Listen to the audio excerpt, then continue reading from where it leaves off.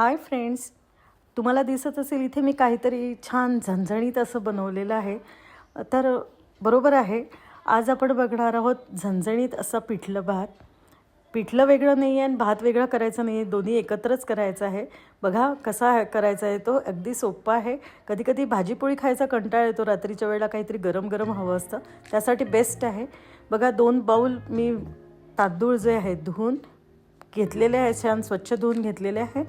आता इकडे कढईमध्ये 2 बाउल तांदूळाला मी 4 बाउल पाणी हे गरम करते आहे.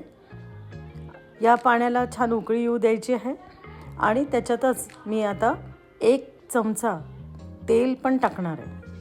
तेल टाकलेलं आहे 1 चमचा आणि त्याच्यात हा आपलं धुतलेले जे तांदूळ आहे ते टाकून घेऊया आणि याला थोडेसे अर्धे कच्चे असे शिजवायचे आहे आपल्याला. तर झाकण ठेवून घेते आहे. बघा आता याच्यात मी चवीप्रमाणे मीठ टाकते आहे. हा अर्धा कच्चा भात तयार झालेला आहे.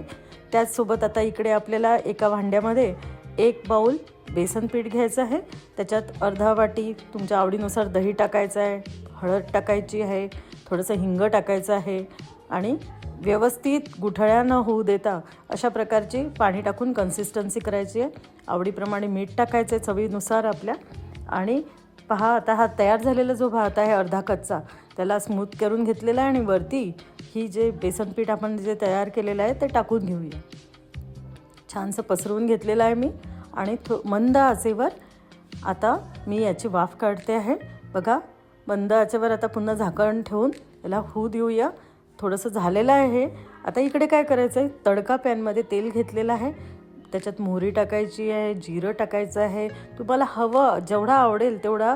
आता याच्यामध्ये लसूण पण टाकायचं आहे, हिंग टाकलेलं आहे, लसूण टाकायचं आहे, आवडेल तेवढ्या मिरच्या टाका, हिरव्या मिरच्या नको असेल नका टाकू.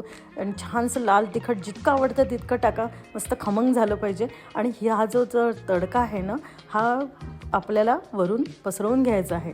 बघा चमच्याने मी छान पसरून घेते की जेणेकरून जो लसूणाचा फ्लेवर आहे पूर्ण भातात उतरला पाहिजे. मंद आचेवर आता आपल्याला याला पुन्हा वाफ द्यायची आहे.